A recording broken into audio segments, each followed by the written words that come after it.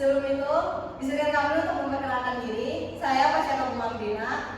Saya nama Ria Putri. Saya Muhammad Wali. Saya Ahmad Hakim. Saya Fadil Hawali Alba. Kami dari kelompok 6 ingin mempresentasikan matematika diskrit untuk proyek UAS tahun ini. Pengenalan graf dan aplikasinya dalam kehidupan sehari-hari. Dunia kita penuh dengan koneksi, dari pertemanan, di media sosial, hingga rute perjalanan sehari-hari. Semua saling terhubung. Dalam presentasi ini, kita akan menjelajahi konsep graf, sebuah alat matematika yang kuat untuk memahami dan memvisualisasikan koneksi-koneksi ini. Apa itu graf? Graf adalah kumpulan titik simpul yang dihubungkan oleh garis sisi. Digunakan untuk memodelkan hubungan antara objek dalam berbagai bidang, membantu kita memahami struktur kompleks. Contoh sederhananya seperti termasuk jaringan pertemanan online, peta jalan kota, atau bahkan rantai makanan di ekosistem. Sejarah singkat teori graf. Yang pertama, 1736 masalah Königsberg diperkenalkan oleh Leonhard Euler melalui masalah 7 jembatan Königsberg yang menjadi tonggak awal teori graf. Yang kedua, dasar matematika, menyediakan dasar matematika yang kuat untuk memecahkan masalah hubungan dan konektivitas mempengaruhi banyak disiplin ilmu. Yang ketiga, pengembangan lanjutan, dikembangkan lebih lanjut oleh matematikawan terkemuka seperti Kirchhoff dan Hamilton, memperluas aplikasinya. Jenis-jenis graf yaitu ada graf tidak berarah, graf berarah, dan graf berbobot. Graf tidak berarah yaitu sisi tanpa arah yang berarti hubungan bersifat dua arah. Contohnya adalah jaringan telepon atau pertemanan di media sosial. Graf berarah yaitu sisi memiliki arah, menunjukkan aliran informasi atau perjalanan. Contohnya adalah peta jalan satu arah atau alur kerja sebuah proses. Graf berbobot yaitu sisi memiliki nilai atau bobot seperti jarak, waktu, atau biaya. Pentingnya dalam aplikasi optimasi rute dan alokasi sumber daya. Visualisasi graf. Nah, berikut adalah ilustrasi graf berarah dan tidak berarah yang menunjukkan simpul dan sisi yang diwarnai untuk memudahkan pemahaman. Aplikasi graf dalam kehidupan sehari-hari itu peta dan navigasi, jaringan sosial, manajemen jadwal, dan pengetahuan. Peta dan navigasi, pembuatan peta dan penentuan rute terpendek antara kota seperti yang kita gunakan di aplikasi GPS. Jaringan sosial yaitu analisis jaringan sosial untuk memahami hubungan dan pengaruh antar pengguna. Manajemen jadwal yaitu manajemen jadwal dan penjadwalan tugas agar efisien di berbagai industri. Ilmu pengetahuan yaitu penggambaran struktur molekul dalam kimia dan rantai makanan dalam biologi. Studi kasus optimasi rute pengiriman. Dalam dunia logistik, graf berbobot digunakan untuk menentukan rute pengiriman yang paling cepat dan paling efisien. Hal ini membantu perusahaan menghemat waktu dan biaya operasional. Contoh nyata adalah penggunaan algoritma Dijkstra yang mendukung aplikasi GPS dan layanan pengiriman modern. Algoritma Dijkstra adalah salah satu algoritma yang digunakan untuk mencari jalur terpendek pada graf berbobot. Algoritma ini sering digunakan pada aplikasi navigasi dan sistem pengiriman.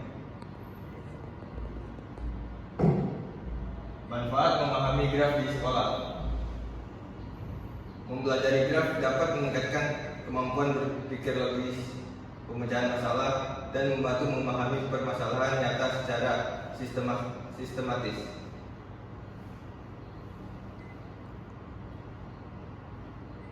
Tips membuat graf dalam presentasi. Yang pertama, visual sederhana. Gunakan visual sederhana dan jelas untuk menggambarkan simpul dan sisi agar mudah dipahami audiens. Kedua, pilih jenis graf yang sesuai dengan konteks apabila konteks aplikasi berarah, tidak berarah, atau berbobot. Manfaatkan alat.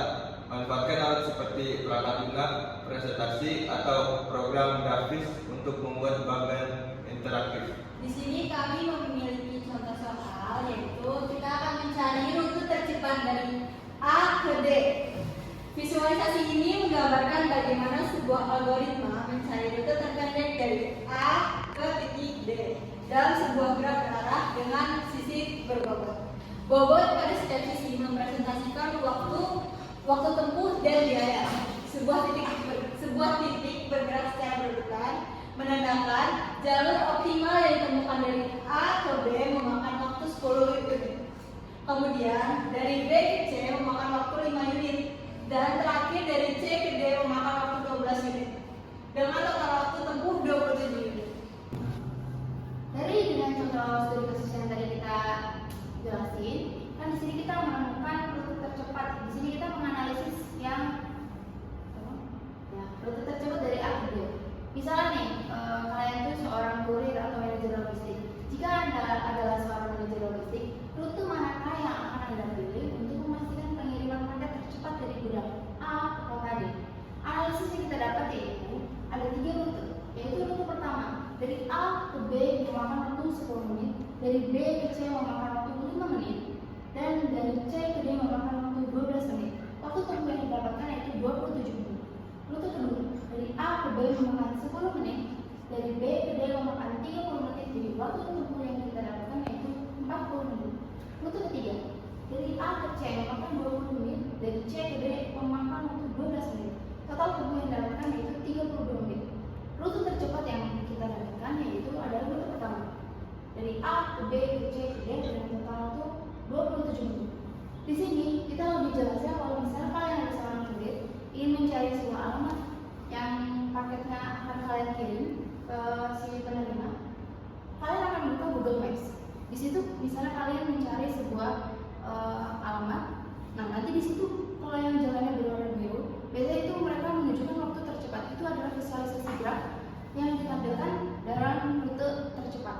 Kalau misalnya ada rute yang paling lama, biasanya Google itu mengaplikasikannya dengan warna abu-abu terang. Nah, kalau misalnya kalian dijalankan dengan ditunjukkan jalurnya dengan yang warna biru, nah itu biasanya adalah rute tercepat. Nah, aplikasi Google Maps itu adalah sebuah contoh dengan namanya pengenalan graf. Nah, itu adalah graf yang kita gunakan dalam kehidupan sehari-hari. 3. Ya, dari semua materi yang telah dijelaskan dan juga contoh soal yang tadi sudah diberikan, kami mendapat kesimpulan yaitu graf adalah alat penting untuk memodelkan dan memecahkan masalah hubungan yang kompleks di berbagai bidang. Aplikasinya sangat luas, dari teknologi hingga kehidupan sehari-hari, memberikan kita wawasan yang mendalam tentang bagaimana segala sesuatu saling terkait. Jadi, mari kita pelajari graf untuk membuka wawasan baru dan meningkatkan kemampuan kita dalam analisis. Terima kasih. Sekian dari waktu kami. Wassalamualaikum warahmatullahi wabarakatuh.